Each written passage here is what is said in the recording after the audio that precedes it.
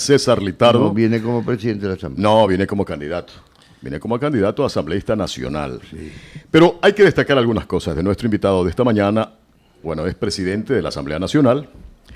Se caracteriza por ser un hombre de diálogo y de consensos. Ha sido dirigente deportivo, fue presidente del Deportivo Quevedo, llevándolo a jugar la Serie A del fútbol profesional. Siempre nos dañaba la fiesta acá. Aquí no le quitamos. Mejor ni lo Ha sido y es docente universitario en la provincia de Los Ríos. Ha tenido una carrera política destacada. Lo saludamos, César, bienvenido. Gracias por visitarnos. Gracias a ustedes. Primero felicitarlos por el campeonato de Barcelona, ¿no? Bueno, gracias, muy amable. Tuve el privilegio de estar en el estadio en Quito, en Casablanca ese día. Bueno. Soy hincha del Deportivo Quevedo. No, sí, pero y ahí en ese estadio que... Y allá en Quito, ¿por quién hinchaba? Bueno, mi novia es barcelonista, así que me tocó hinchar por Barcelona. Mi novia es barcelonista, me tocó hinchar por Barcelona. Por eso. Pero no, a mí me gusta mucho el fútbol, la verdad, y lo disfruto mucho porque, así como ustedes lo dicen, es una acción social que da mucho más alegría que cualquier cosa. Entonces, cuando gana la selección, todos estamos contentos y un poco nos anima a trabajar de mejor manera. Así que muy contento de estar con ustedes hoy acá, saludar a Manabí, a Puerto Viejo, que es una tierra a la cual quiero mucho, con la que tenemos una relación muy cercana. Estamos aquí apenas a 2 horas de mi ciudad de Quevedo, 2 horas y media. Y siempre vinimos a jugar contra la Liga de Puerto Viejo y siempre nos fue bien, así que también eso es parte del fútbol como tal. No cambiar eso. Si no, pregúntale a los... ¿Cómo es? A la Virgen María. No, y la Liga de Puerto Viejo tiene esa similitud con el Deportivo Quevedo, ¿no? Son ídolos, tienen mucha presión de la hinchada, no es sencillo manejar estos equipos. Digo, a la Virgen ¿Cómo María. era que ustedes? Al estadio es que le dicen la Virgen María. Sí. Al estadio. Porque mira, les ganan. Sí. Les dan la vuelta olímpica. Ya. Pero siguen invictos. Siguen invictos todavía. Sí. Bueno, yo le decía que eso es según el Evangelio de San Esteban y de San Rodrigo. Sí, exactamente. Claro.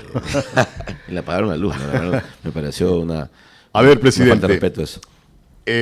Revisando su propuesta, se centra básicamente en la generación del sector agropecuario, el desarrollo del sector agropecuario del país. Allí parece que está fundamentada la propuesta legislativa que tiene César Litardo desde la Asamblea Nacional. 2 factores importantes, ¿no? Yo creo que uno de los principales problemas que el Ecuador enfrenta y va a seguir enfrentando por los próximos años es la reactivación económica. Y hay que trabajar en 2 aristas. Creo que una, como decía, es el sector agropecuario. El 52% de la economía, 7 millones de ecuatorianos, depende del sector agropecuario. Hablando del sector agrícola, pesquero, ganadero, etc. Y en el país se escuchan muchas propuestas que yo las denomino propuestas parches como tal. Porque podemos decirle, le vamos a dar al sector agropecuario un crédito al 1% a 30 años, pero ¿qué pasa si ese crédito que yo lo entrego, vamos a suponer de manera oportuna, con un periodo de gracia de no sé cuántos años, a casi el 0% de interés, porque ahora realmente a todos se les ha ocurrido plantear cosas que nunca las han hecho en el pasado? Pero, ¿y si el problema es la comercialización? ¿De qué me sirve tener un crédito a tiempo si cuando voy a vender el producto no lo vendo al precio que debo venderlo para tener la rentabilidad? Es decir, no se habla de un acompañamiento a ese crédito y a ese proceso. Por lo tanto, nuestra propuesta es una política integral de apoyo al sector agropecuario, que es la creación del Código Orgánico Integral Agropecuario, que trabaje desde el acceso a un crédito, semilla, siembra, en los casos que amerite valor agregado o comercialización, de manera transversal a todos los sectores productivos del país. Y esto nació realmente en Manabí, una propuesta que tuvimos con la Cámara de Agricultura de la zona de Manabí, y que ya la estamos trabajando, no es una propuesta de campaña. Ya en este momento hay una mesa de trabajo que está haciendo la Asamblea Nacional, la FAO, el Ministerio de Agricultura, varias universidades del país y las cámaras de producción, ya en la construcción del documento como tal que se va a presentar en las próximas semanas. Así que es un poco darle una solución integral a un problema que requiere soluciones como esta para que se convierta en una verdadera política de Estado. ¿Y qué es lo más importante? Que este código debe partir por un análisis de cómo se encuentra el sector agropecuario en el país. Porque también hay que reconocer que nuestros agricultores muchas veces siembran por coyuntura. Es decir, el precio del cacao está alto, todos sembramos cacao. Cuando sale una sobreoferta de cacao, ya el precio baja. ¿Cuáles son las líneas gruesas del documento ese que vamos a empezar por la realización de un censo agropecuario que nos indique que nos indique cuántos somos, qué producimos, para organizar un poco la producción del país. Y en este documento como tal tiene que ahí sí estar el tema del crédito, la liberación de los aranceles para el sector agrícola y pecuario del país. Tiene que estar contenido el uso del agua, que es importante, que hay que hablarlo de manera directa. El tema de las tierras, hay provincias como Manabí, Santa Elena, que tienen comunas que no pueden, por ejemplo, utilizar sus tierras para obtener créditos para la producción. Y eso es un problema que hay que resolverlo.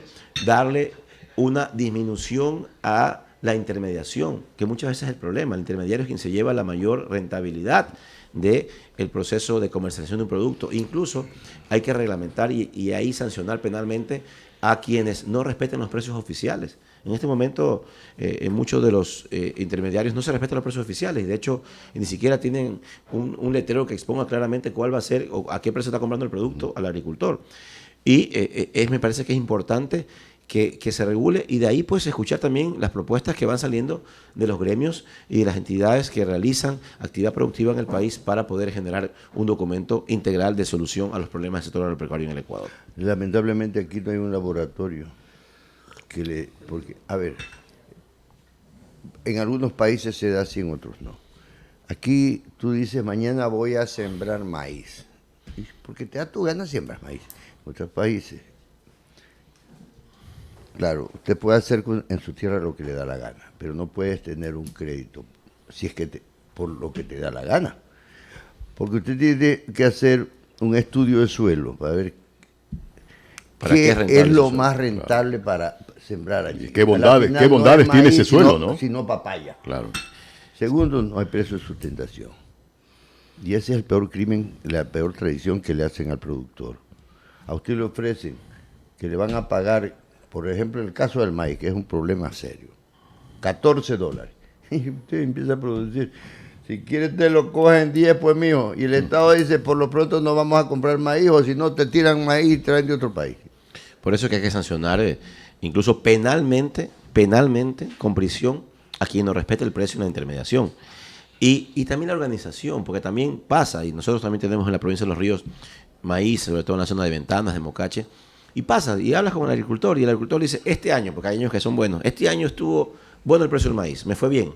Le comenta al vecino, y el siguiente año sembraron de 100, 200 hectáreas. Exacto. Entonces también depende un poco de cómo... Somos medio come mierda, eso, pero es en toda la costa. Por eso que hay que organizarnos y un poco tratar de que a través de una regulación se establezca zonas y sectores de qué se puede sembrar, en qué cantidad, para cumplir con la demanda interna y externa de los productos y regular los procesos productivos y garantizar un precio sustentable de las economías agrícolas en el país. Promoviendo la asociatividad de estos sectores, sobre todo el sector maicero o del sector productivo en términos general, generales, la asociatividad es importantísima. Se lograría evitar ese tipo de problemas, creo yo.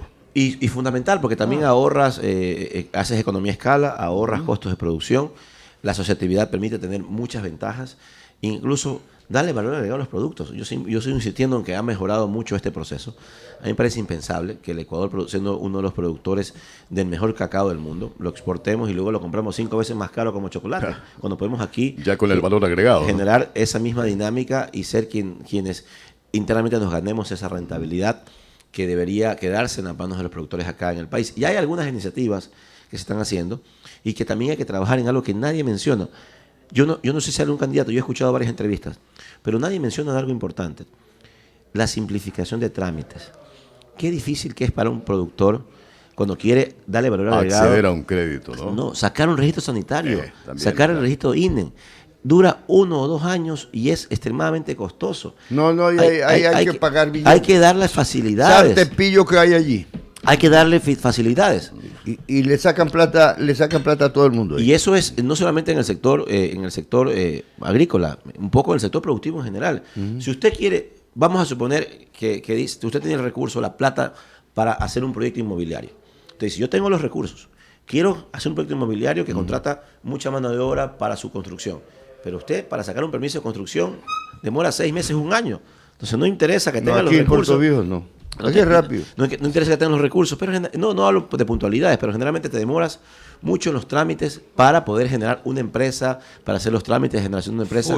Por lo tanto, hay que dar facilidades y simplificación de trámites para que se pueda, de manera dinámica, hacer empresa en el Ecuador. ¿Qué le faltó? Buen día, Resmiro Andrade lo saluda. ¿Qué le faltó por hacer? ¿Por qué nuevamente regresar a la Asamblea? ¿Cómo levantar una asamblea que no está en el prestigio, no está con el 100%. Aquí, al menos en Manavita, nos quedan debiendo bastante, por no decirles casi todos. Por ahí uno se salva, que fue el que estuvo peleando por los Manavitas desde marzo hasta... Lo sigue haciendo. No vale decir los nombres para no entrar en campañas políticas. Pero aquí en Manaví nos quedan debiendo los asambleístas, prácticamente que no sabemos ni quiénes son. Nunca aparecieron, nunca pelearon. Cuando aquí en la emergencia sanitaria en Manaví no había ni siquiera una aspirina en los hospitales, la gente se moría. La gente no, es que también se moría allá, es el virus, sí, pero aquí no nos atendían. Aquí se le golpeaba la puerta a todo el mundo y no pasaba nada. Aquí las autoridades, por ejemplo, se cuenta con un hospital de primera categoría aquí, pero lamentablemente con semiuso. Y ni siquiera las autoridades golpeaban a las autoridades nacionales para que sea atendida la provincia de Manaví. De eso Manaví se acuerda. ¿Qué le faltó hacer a César Litardo? ¿Por qué regresar a la asamblea? Bueno, siempre en la vida hay cosas por hacer. La política es dinámica, la política es siempre cambiante, ¿no? Si nosotros analizamos los objetivos del país hace 2 años atrás, pues la pandemia nos obligó a reinventarlos totalmente. Así que en ese sentido, yo puedo hablar a título personal.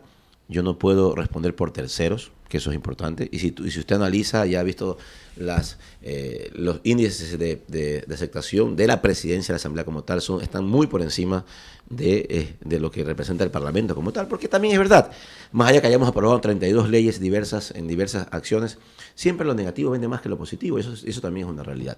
Así que yo tengo por eso la posibilidad de mirar a los ojos a cualquiera y decirle que he cumplido con mi trabajo, que he trabajado a cabalidad, no tengo ningún proceso judicial en mi contra, ninguna investigación, siempre he trabajado con la transparencia que esto amerita y en este momento complejo que vive el país. Y el conocimiento de causa, porque aquí uno habla con propiedad, no habla sin desconocer qué es lo que se debe hacer y cómo y quién debe hacer cada cosa, porque también ustedes han de haber escuchado a los candidatos y me da a veces me da preocupación, ¿no? Porque veo que... Usted dijo algo que me quedo con esas palabras que usted ahorita vienen a proponer cosas nuevas que nunca fueron propuestas. Así es, y es la realidad, y esa es la realidad. O andan bailando TikTok, o andan haciendo cosas que no son lo que realmente son lo que debe hacerse. Hay que ser serios en la política, eso es importante. Y sobre todo, creo que este es un momento histórico. Porque si hay una clase política golpeada por diferentes motivos, este es el momento histórico en donde el ciudadano, que es el corresponsable con su voto, debe saber escoger a las mejores mujeres y hombres de este país. Debe inteligenciarse, debe escuchar las propuestas, debe saber quiénes son, porque finalmente son los que nos eligen. Y eso es parte fundamental del proceso democrático y que aquí en Manaví no debe ser la excepción.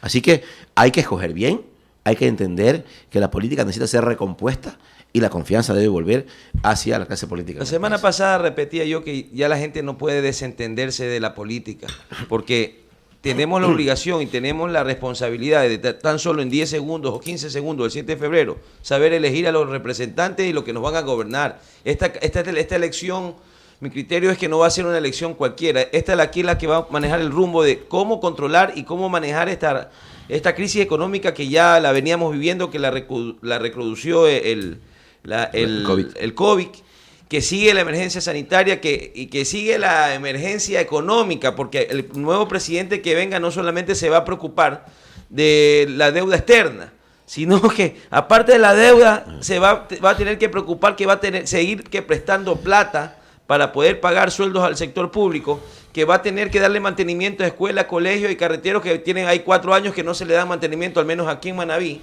y va a tener que la responsabilidad de empezarle a cobrar a los grandotes, porque según los expertos tributarios, aquí hay de evasión 7.500 millones de dólares anuales, pero no a los pequeños ni a los medianos, sino a los grandotes. Los que más tienen son los que menos pagan en este país, César. Vea, y 2 cosas importantes que tampoco la mencionan, porque a veces parece que no mencionamos lo que no da votos, pero ¿sabes cuál es la principal acción que tiene que hacer el próximo gobierno para activar la economía?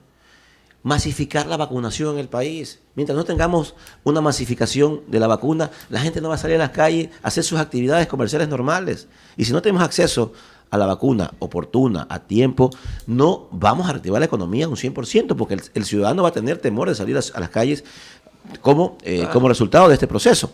Y otra cosa, ¿qué pasa en el país con los sectores productivos en el tema crediticio. Ahora todos ofrecen créditos hasta el 0%, ¿se han escuchado? 1%, a 30 años plazo. Realmente yo me quedo sorprendido. Pero ese no es el problema, porque cuando vaya usted al banco y le diga, a ver, aquí vengo a ese famoso crédito del 1%. No hay. No es que no hay. Ah, pero deme sus requisitos. Pero usted está en la central de riesgo, pues.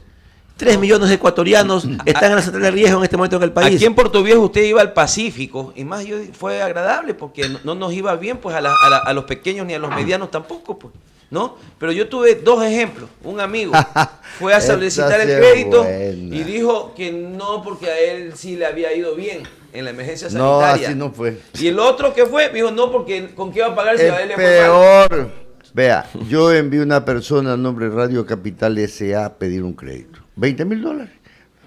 El presidente Moreno, que es como el coronavirus, cobarde y canalla, pues entonces lo mandó dijo que iba a dar muchísimo dinero. $20,000. No, pues si las radios han estado trabajando, dice, ustedes no necesitan. Perfecto. Tengo un amigo que tiene dirigente Coactur, le digo, anda, pide vos $20,000. Tampoco le podemos dar a usted porque ustedes no han trabajado. ¿Qué carajo? Aquí no dieron no le dieron crédito. plata a nadie. A nadie. En ningún lugar, y lo reconozco, en ningún lugar. Eso fue. Verá, yo soy un hombre pragmático y claro, yo no defiendo a nadie ni ataco a nadie. Yo hablo con propiedad de las cosas que conozco y sé que Oiga, son le reales. digo que en las redes sociales hay gente que lo defiende y gente también que le saca a la madre. pues. Normal, para en todos lados hay sufridores. Oiga, no, monedita para todo el Por mundo, ¿no? supuesto, normal. Yo las críticas las recibo con mucha gratitud, porque finalmente no soy un hombre perfecto y nadie es perfecto. Y hay personas que ante la crítica política se amargan. Es como el fútbol, usted no se puede amargar si lo critican. Mira, Así mismo lo esto. que le voy a decir lo siguiente, lamentablemente, no lamentablemente, yo creo que los pueblos tienen derecho a tener los gobernantes que eligen. Y como se dice que esta es una provincia correísta, porque es agradecida con la obra que dejó Correa aquí en esta provincia. Desde que yo tengo uso de razón, si tú sumas todas las obras que se han hecho en la provincia de Manabí, no superan la obra de Correa en la provincia de Manabí. Entonces, eso de allí para el gobierno es malo. Un hospital de especialidades con $54 millones botado allí. Este perverso gobierno. Yo no los quiero, los odio. No funciona. No funciona. Tuvo que venir un jefe provincial de salud, dormir en el hospital para contratar y que no se los lleven las cajas. Estaban empaquetadas y las hizo sacar. Las ubicó de donde deberían estar. Pero no funciona. No hay médicos, no hay paramédicos, no hay medicina. Aquí los manavitas somos la tercera provincia y la segunda proporcionalmente con más muerte de coronavirus. Acaba de decir el ministro de Salud que el problema es que Manaví es problemático. Claro, es problemático porque a nosotros no nos gusta que nos vean la cara de pendejo. Con machete y garabato. Escuchen una cosa. Pero no nos tomaron en cuenta de entrada en la vacunación. Es Quito, Guayaquil. ¿Por qué Congreso? Los 3 distritos de la Gran Colombia. Quito, Guayaquil y Cuenca. Acuérdese usted que Cañar pertenecía a Cuenca. Entonces, no se puede manejar con odio un país. Presidente, no se puede manejar. Nosotros, aquí la gente se muere en los hospitales. Hasta los 2 respiradores que mandó el PAN en Quito a estos centralistas quiteños de Quito.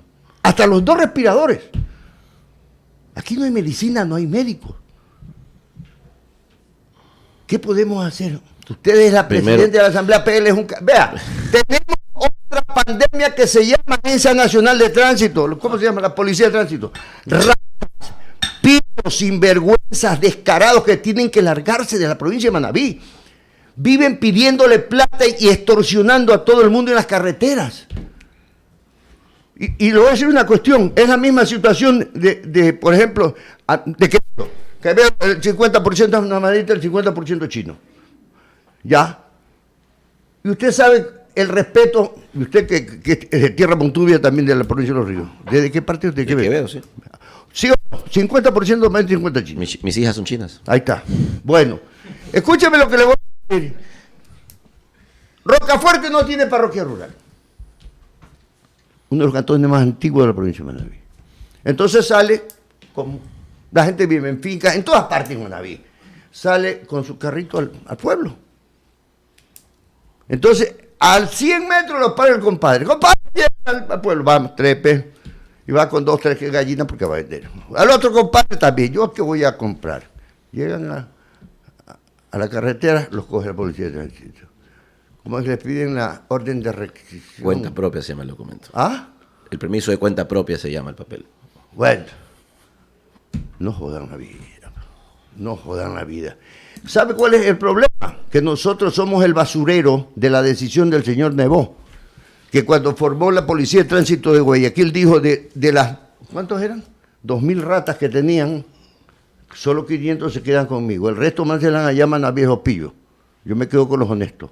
Y tenemos esa maldición aquí.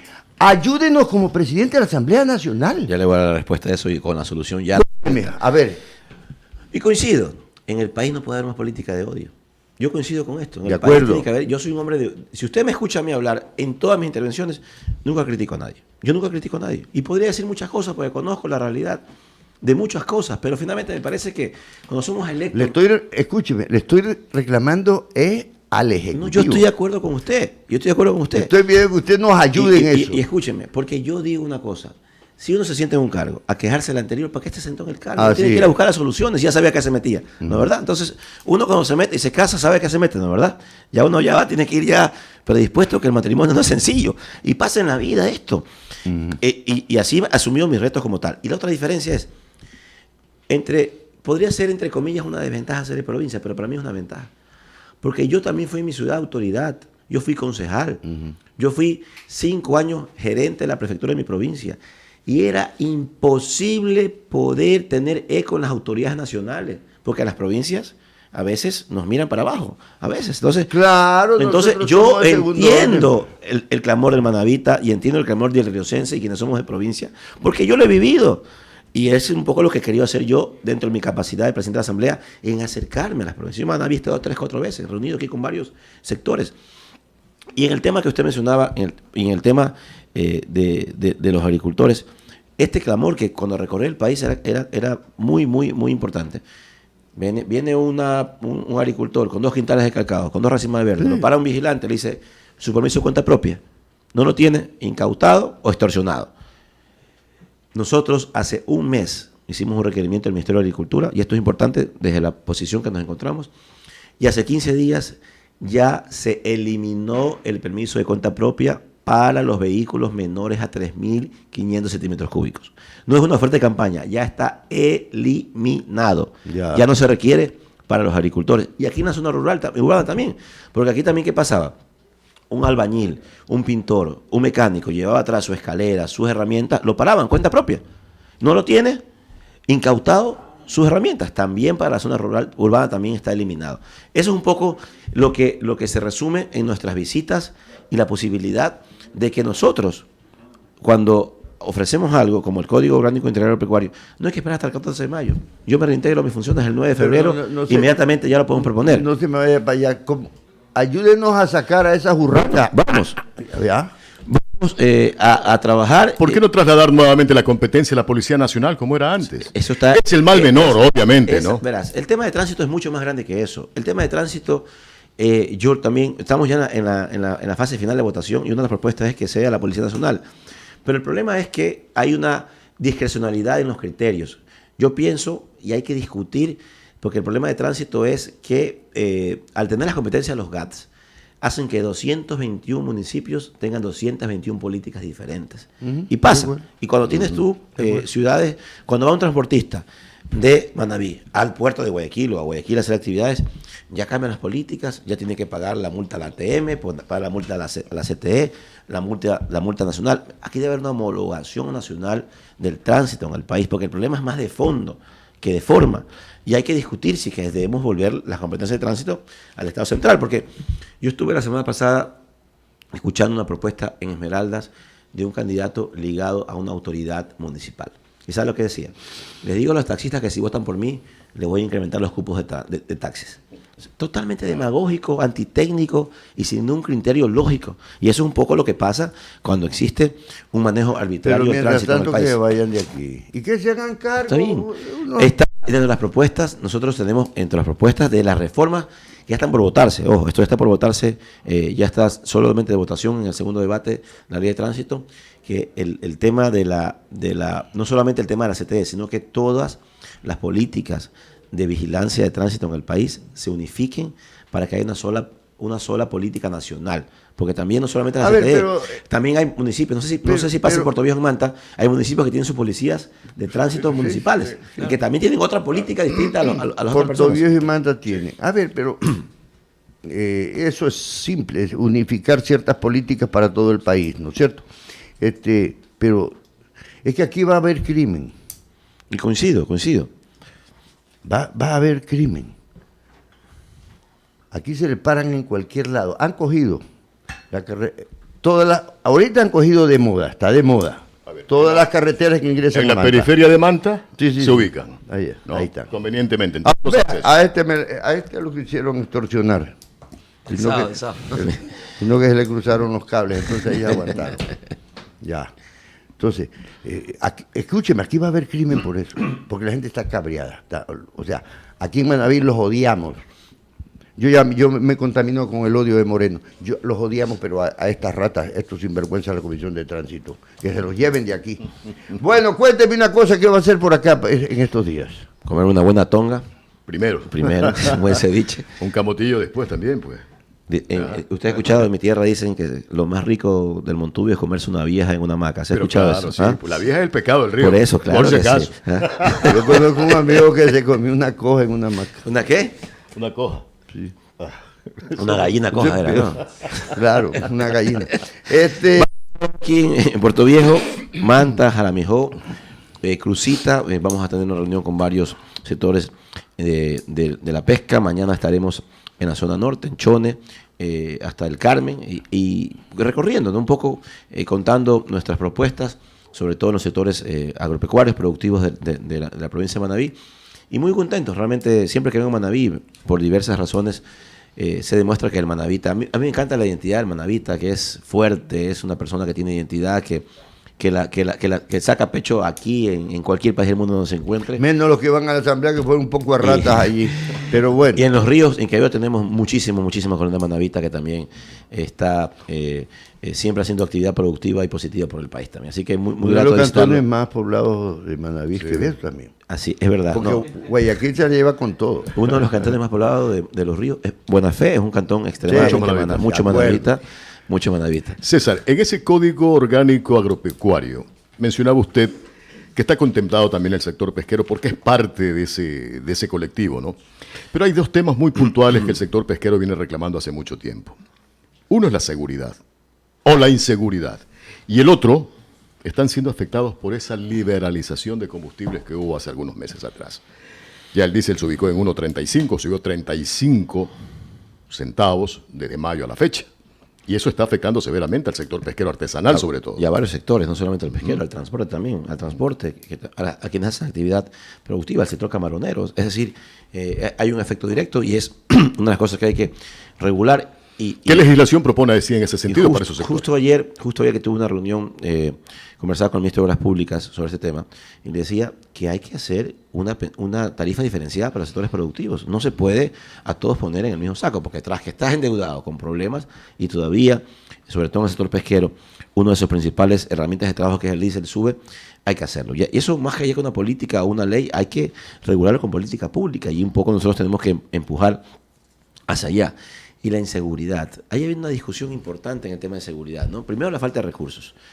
Y que, por ejemplo, en Puerto Bolívar, que tiene una ley especial del Puerto Bolívar que da recursos para Puerto Bolívar, de las regalías que genera el puerto, nosotros estamos proponiendo que un porcentaje se quede para temas de seguridad.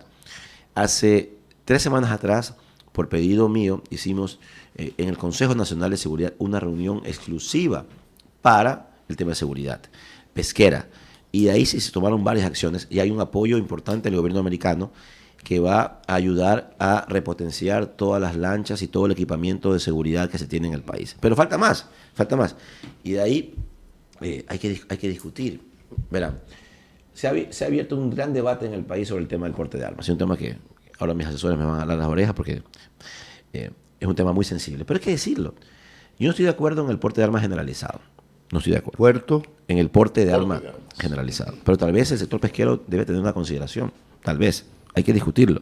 Porque no es lo mismo una persona que sale a alta mar indefensa, sin ningún tipo de protección, y que cuando es abordado por los piratas, pues prácticamente tiene que sumirse. A ver, el ante porte los- de armas por principio no puede ser aceptado. Sí, es complicado, es muy complicado. Vea, yo tengo permiso para tener armas. Yo aprendí a manejar armas desde lo Permiso que tenía para 3 años. Tenencia. Yo tengo para tenencia, pero también la puedo transportar. Saco la alimentadora, la pongo a un lado y ya está. ¿No es cierto?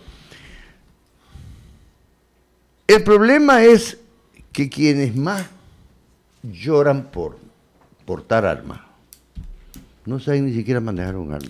Se las quitan y con las mismas les dan. Y el problema está en que cuando hay un porte de armas generalizado, el delincuente ya viene dispuesto a matar, no viene dispuesto a... Porque sabe que puede haber una... Usted puede ir armado, pero Sí. normalmente el delincuente que tiene la sorpresa. Te pusieron... Así ¿qué? es, así Hágase es. el pendejo, Pero si mira. sabe que... muchas veces el delincuente cuando va a hacer un asalto planificado hace un pequeño estudio, se podría decir incluso, de quién va a hacer el asalto.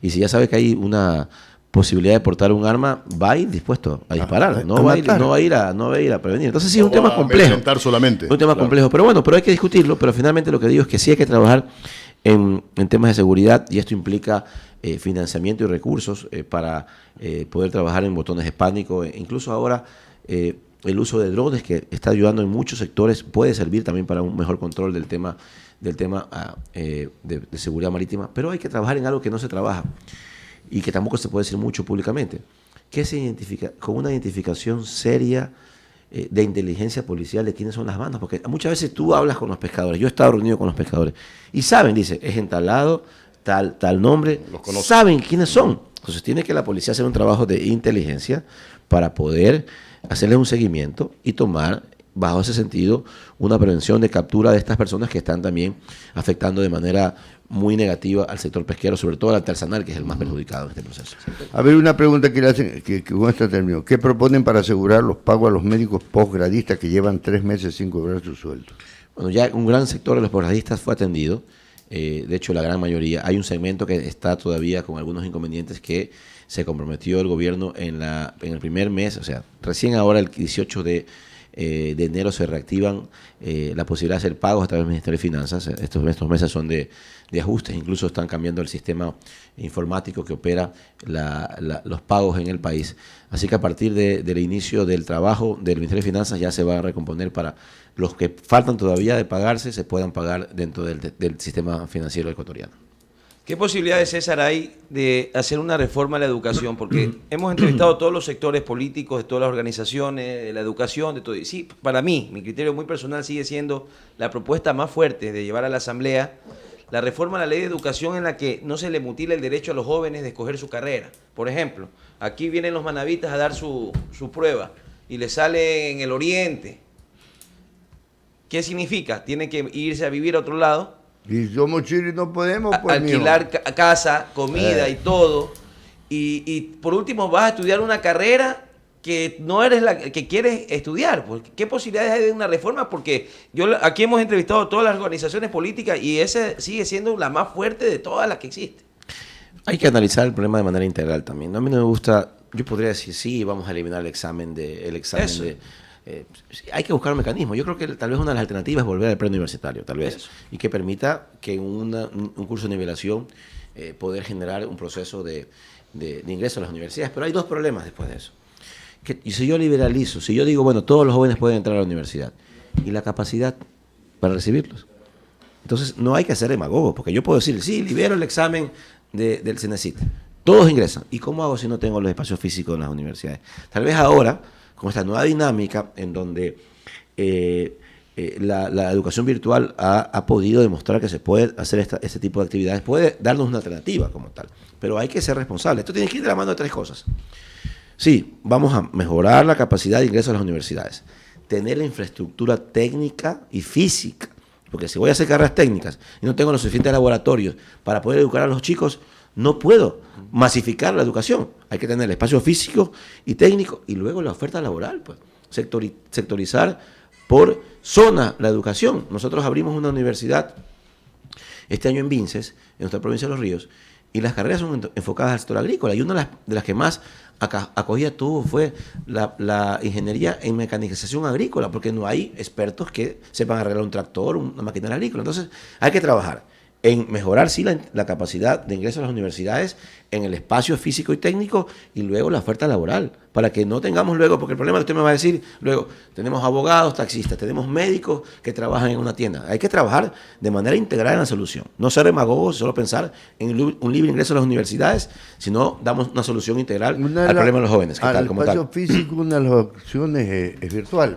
La Universidad Técnica de Manabí tiene 25.000 presenciales y 5.000 virtuales, creo que en 2 años, ¿no? En menos de 2 años, sí. En menos de 2 años, 5.000 virtuales. Pero hace un año atrás, tal vez, la educación virtual no generaba confianza. Exactamente. Se decía que esta educación era una educación para gente que no tenía un nivel de preparación igual que el presencial. Entonces, ya cambió, la pandemia nos cambió esa idea en la cabeza. Pero siempre digo esto, o sea, siempre lo importante es tener el espacio físico. Yo puedo tener 100 estudiantes de ingeniería para ser ingeniero agrónomos, y si tengo solamente un laboratorio, no los puedo atender ni requerir la educación como ellos se merecen. Entonces, ahí no hay una educación de calidad. Así que hay que ser muy equilibrado en el discurso, y me parece que la solución tiene que ser integral como tal. César, denle una razón a los manavitas para votar por César Litardo. ¿Por qué razón votar los manavitas por César Litardo en las próximas elecciones? Primero, porque tenemos una cercanía muy directa entre el manavita y el riosense. Tenemos la capacidad de entender que el sector productivo del país es parte fundamental del desarrollo de la economía del Ecuador. Tenemos la experiencia, conocemos la realidad del Ecuador.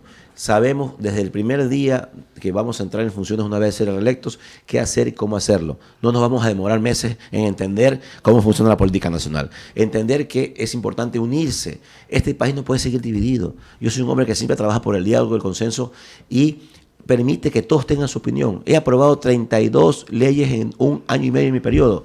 El 90% por unanimidad. Eso significa que converso con todos, que doy la apertura a que todos tengan la posibilidad de ser reconocidos en la Asamblea, a pesar de diferencias muy importantes, ideológicas y políticas. Pero entiendo que todos tenemos que trabajar de manera decidida por el país. Así que unión, trabajo, creo que es lo fundamental que César Litardo ofrece para el país, y el conocimiento para que se vote por César Litardo como primer candidato a la Asamblea Nacional por la lista 35. Bueno, agradecemos la presencia del presidente en licencia de la Asamblea Nacional, César Litardo, y candidato a asambleísta nacional por la lista 35 de Alianza País. Muy amable, muy gentil, César, por acompañarnos esta mañana. Gracias a ustedes, un lindo diálogo, un abrazo para todos, Emanuel. ¿Qué le parece si lo invitamos también a un corte y nos vamos? Sí.